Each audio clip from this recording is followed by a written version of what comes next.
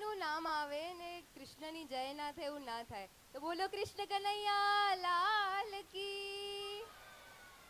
કૃષ્ણના મોરપંખમાં જેટલા કલર હશે ને એટલા જ અત્યારે અહીંયા કલર દેખાઈ રહ્યા છે. એટલા સુંદર લાગી રહ્યા છો ને કે શું કહું. અહીંયાથી ઊભા રહીને કાશ તમે મારી આંખોના નજરે જોઈ શકો. એટલા તારલા જેવા ચમકો છો. તો હું દેવાંગી અશોક સેંગાણી તમને એક માનસિક દ્વારકાની શહેર આપું છું.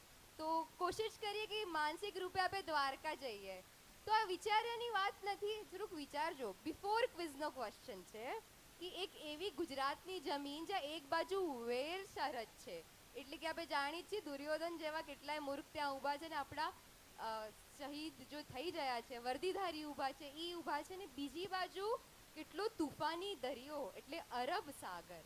આ વચ્ચે ગુજરાતની જમીન છે. પણ ક્યારે સાંભળ્યું છે કોનો વાળ વાંકો થાય છે ખેતી કરતા કિસાનને? ક્યારે કોઈ એવી આફત આવી છે? નથી આવી. કેમ કે એક બાજુ શામળાજી છે તો એક બાજુ સોમનાથનો તાટ છે ને વચ્ચે આશાપુરાનો હાથ છે ને ચારે બાજુથી રક્ષા કરનારો આપણો ગિરધર ગોપાલ છે, દ્વારકાનો નાથ છે.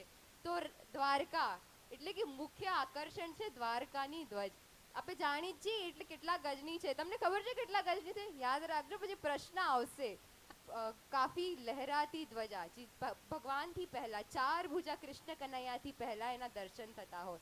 જ્યારે ગોકુળના નાથે મુરલીના સુર તાગ્યા અને રાધાથી વિછળ લીધો, ત્યારે રૂકમણીના રૂપે એમનાથી લગ્ન કરીને એક નવી નગરી શિલ્પકાર એટલે વિશ્વામિત્રના ને એક આદેશ આપ્યો કે એવી નગરી વસાવશું જ્યાં કને મારા હૃદયના કરીબ માણસો મારા જોડે વસશે, એટલે કે આપણા જેવા ગુજરાતીઓમાં વસે છે. મથુરાથી કાન આવી મુરલીને મૂકીને જ્યારે એક સ્વપ્ન નગરી વસાવી, સુરોની નગરી વસાવી, એવી આપણી ગોલ્ડન નગરી એટલે કે સોનાની દ્વારકા કહેવામાં આવી. એવા જ રાધા રાણીના રૂપે ત્યાં રૂકમણી વિરાજે છે. નામ જુદા હોઈ શકે પણ કાન તો એક જ છે આપણો, રંગ એક જ છે, આપે બી એક જ છીએ બધા. ભલે ही રંગ રૂપમાં જુદા જુદા હશું, એવી રીતે જ આપણી ભક્તિ કનૈયાના પ્રતિ એક જ છે.